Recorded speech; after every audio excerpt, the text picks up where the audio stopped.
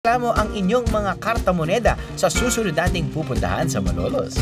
Libre ang entrance dito sa Museo ng Republika ng 1899. Ito mismo ang katabi ng Barasuin Church, kaya madali lang itong matundon. Sinong presidente ng Pilipinas ang parating sumasakay ng carriage mula sa Basilica Minora or Malolos Cathedral papunta dito sa Barasuin Church? A. Sergio Osmeña, B. Emilio Aguinaldo, or C. Manuel L. Quezon.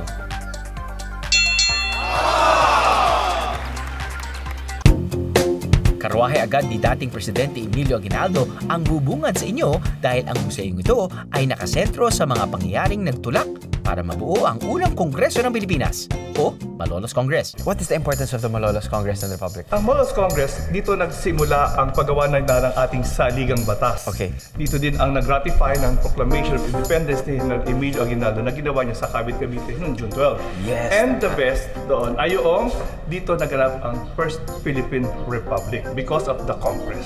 Pasok tayo dito, sir. May 5 gallery ang museo na maaaring ikutin ayon sa mga mahalagang pangyayari sa kasaysayan.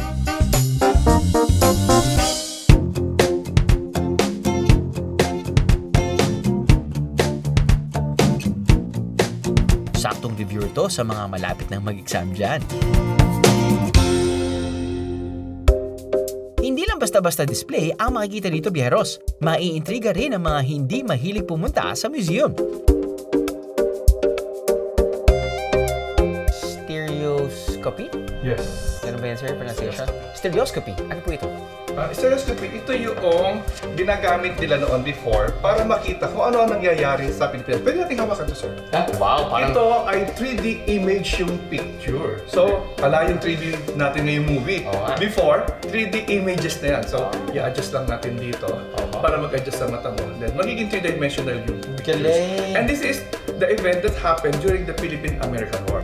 See, you don't need your cell phones. Ito very basic but at the same time kind of modern for their era but still informative. When was the last time you saw the image of the Barasuin Church sa pera? I'll give you 5 seconds. Sa 200 peso bill? Well, actually partly true. But this is not the original form of money. Back in the day, ang kuya mo, okay, Kuya Drew mo, yung 10 peso bill, kailan ba natanggal yung 10 peso bill? A few years back. Yung 10 peso bill, nandun yung image ng Barasuin Church. At sa nakakaalam, may pusa pa nga dun eh. Naalala niyo ba yun? Biyahero Trivia, bakit nga ba kasama noon sa disenyo ng 10 pisong papel ang Barasuin Church? Dahil ang pinakamahalagang naganap noon sa ating kasaysayan ang siyang inilalagay sa mas mababang denomination o halaga ng pera. Nang sa ganon ay mas nahahawakan at nalalaman ito ng maraming Pilipino. Kaya nga nasa piso ang pambansang bayani natin si Jose Rizal eh. Galing, di ba? Kahit na may internet at social media na ngayon, iba pa rin talaga ang karanasan sa loob ng museo. Speak of social media, bago pa ang Instagram, ang Facebook, para magpakalat ng impormasyon ang mga Pilipino ng araw ay nagtitipon-tipon sila. At one of the best place to go is the Sabungan. Sabungan? Kasi doon mas maraming tao. Dahil wala pang mall. Wala pang mall. So, ano doon sila on a Sunday or any other day, tapos doon sila nakikita-kita. Chichika-chika. Nagchichika habang doon minsan nagbibigay ng mga pamphlets, pulyeto ng tungkol sa mga pangyayari o mga kasiraan naman ng ibang mga pangyayari. Parang black propaganda. Black propaganda. Yun. And dito sa ganitong pagkakataon, mas nalalaman ng mga Pilipino o ng karaniwang tao ano nangyayari sa ating kapaligiran. So, imbis na click to share, pass on the pamphlet. At there are also times na nagsasalita ang mga tao doon. Doon sila nagpapahayag. They talk to the people na ano yung views and objectives nila sa kasalukuyang panahon nun. Parang simbahan din. Yeah. Pero ang mas safe sila sa Sabungan kasi ang simbahan sometimes during the time is under the Spanish faith. Tama. Salansan. Salansan. Doon nagda-drive yung mga kotse. Doon talaga yung sa lansangan. Ang salansan ay ito ay simbolo ng pinagpatong-patong at pinagsama-sama. Hindi nalalayo sa museo ay ang isang bahay kung saan madalas na nakasalansan ang mga gamit sa panggagamot.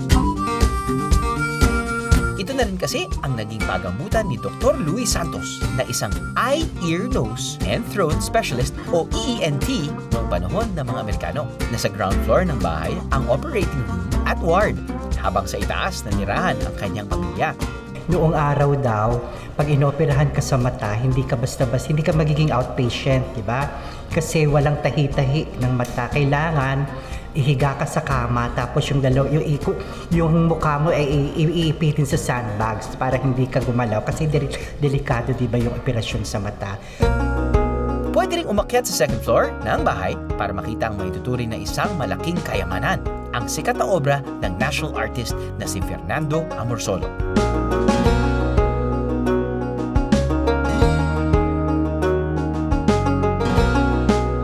Swerte kami dahil apo pa ni Dr. Santos ang nag-ikot sa amin.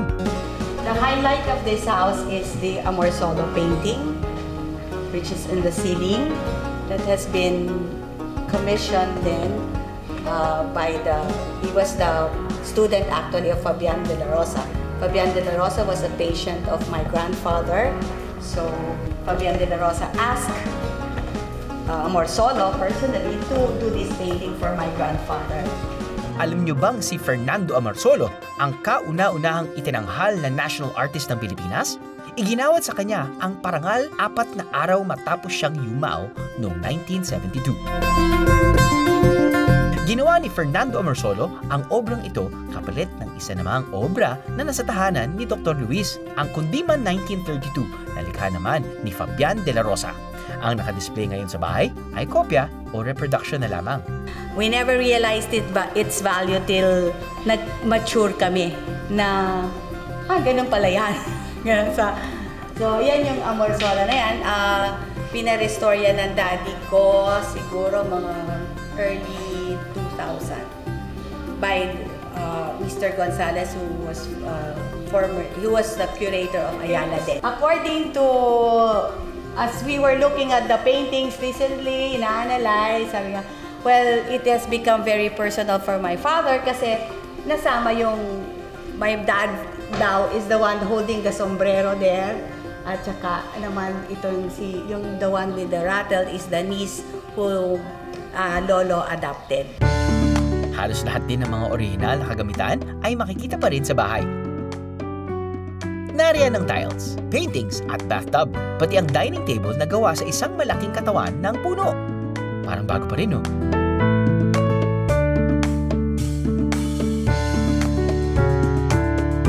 Tulad ng ibang lumang bahay sa Malolos, ang tourism office din ang dapat kausapin para mabisita ang bahay ni Dr. Luis Santos. Pribado pa rin kasi ito at minsan tinutuluyan pa rin ng kanyang pamilya. Kampet. Alam mo yung kapag naghahanap ka ng teammate, parang may kampe. Pero kapag kampet, parang kapit bisig, parang ganyan. So, yung teammates nyo, yung relationship nyo. Kampet. Kapit bisig tayo, guys. Talunin natin yung other team. Kampet, kutsilyo. Kampet is knife? Oh no! I'm meeting this biyahe. God! All you gotta do is just subscribe to the YouTube channel of GMA Public Affairs and you can just watch all the Behind the Drew episodes all day, forever in your life. Let's go! Yeehaw!